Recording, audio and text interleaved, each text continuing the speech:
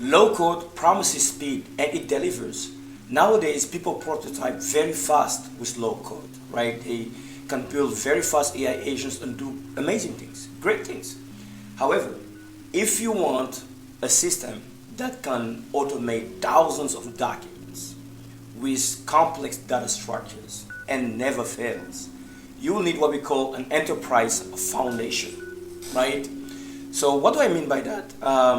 Today I see people following all these tutorials, all these videos around AI agents, no code, low code. Let me give an example. Just using a public an API to connect to, I don't know, any type of provider to analyze it with AI. Don't do it. Don't just use an API and plug directly to the system, right? Don't just store your data somewhere you're not sure it's secure, right? So security is very important. If you want to have serious customers and if you want to find big customers, you need to really take this to another level. I think what I like today is to be able to take all these big engines in the back end, like, and you have great providers. Today, if you take a look at my screen, I'm not using the default n8n cloud hosting. I'm using self-hosted n8n. So I've hosted this in Microsoft Azure.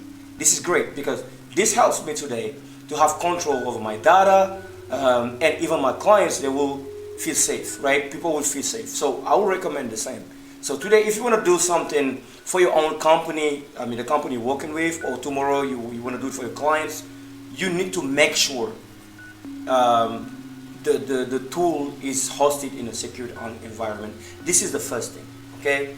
So do not be intimidated by this workflow, the complexity of this workflow. The most important thing, guys, here again, what I would recommend is do not just go out there following tutorials, like creating nodes after nodes, trying to create something complex, and you do not know how it works, right? To me, the most important thing is to know what is infrastructure, what is architecture is very important. What is basically your storage layer? How do you retrieve data? How do you save basically data, right? Where do you save it? How do you get that data? Is it through like some HTTP requests? Is it through some SQL queries? How do you basically access to that data? How do you send the data, right? What is the logic? What is my logic layer? Because logic is very important. Example, if you have an automation where you don't want to refund more than $500, and basically you have the bot says 1,000, then there is a logic, right, behind it. It will not refund $1,000. There will be basically a human in the loop. This is just an example. And then you want to know, obviously, the applications that you are going to use to do this type of automation. So the business problem we are going to solve today is that I'm using only here like Microsoft resources. I love this. I love Microsoft Azure resources.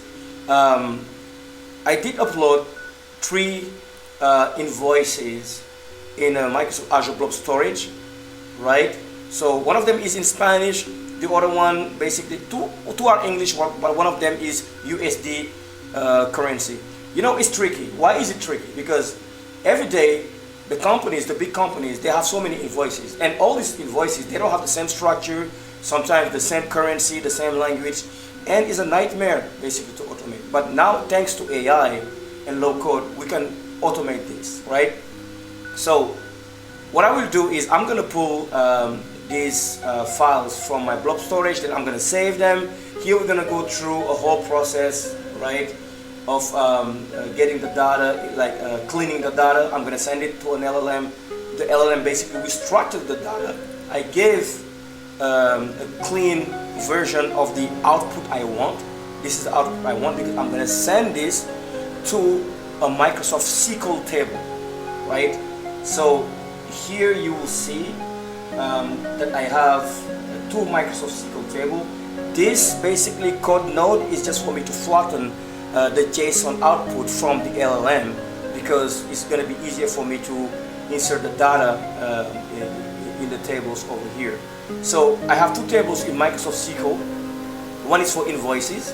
This is where I'm going to put the invoices, such as issue date, due date, vendor, and so on. And then I'm going to put the line items over here. So by the way, let me delete these ones because I've tried this earlier. That way there is no conflict, right? So this is deleted very well. Same thing over here. Let me delete these ones too as well, right? To keep it clean. Okay. And go back to my flow. Another thing.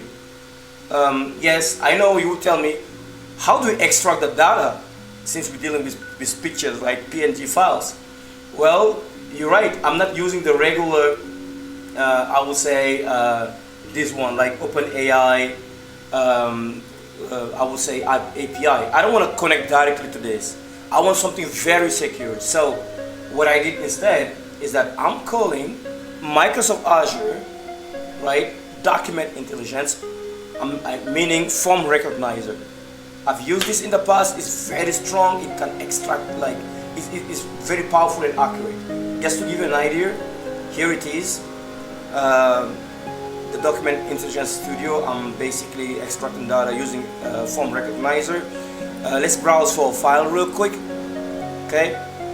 Let me just use this invoice. Is in German, and I'll analyze it. Run the analysis. You'll see that this Microsoft form recognizer has no issue to find, the entities. So it's amazing. I love this tool. And another thing is, this is why I recommend knowing a little bit about API, right? Microsoft actually gives you a code sample that will help you know how you are going to use this resource to extract data, right? That's very important. Okay. So what we're gonna do is these invoices. I have 3 invoices in my blob storage, right? I showed you the blob storage. One of them in Spanish, 2 of them in English, 1 of them in a different currency. And let's run it, right? Fingers crossed. There you go. So now basically documents was extracted, being processed. It's very fast, being sent to the LLM. The LLM basically will structure the data and give it to me in the format I want, right? And perfect. That's amazing. So all the 3 invoices were processed. And I think to show you something great is if I come to the blob storage here, node get blob node, where we downloaded the files, it's binary. You will see. Here I have the first invoice from Australia, right? It's Australian dollars. The other one is in Spanish, right? Factura in Spanish, and this one is in English, right? So just imagine how much time you can save for a company receiving thousands of this type of invoices. They don't have the same structure, nor the same language, but with AI we were able to extract all of them, clean the data, make it usable, and send it to Microsoft SQL Server. If we go to Microsoft Azure here, I will come to the invoice database. There you go. I have all the 3 invoices. They're here. Okay. And what's cool is the currency. You can even capture the original currency and the language. At the same time, we have here what we call a confidence score that will say, hey, you know what, 99% extraction was, successful.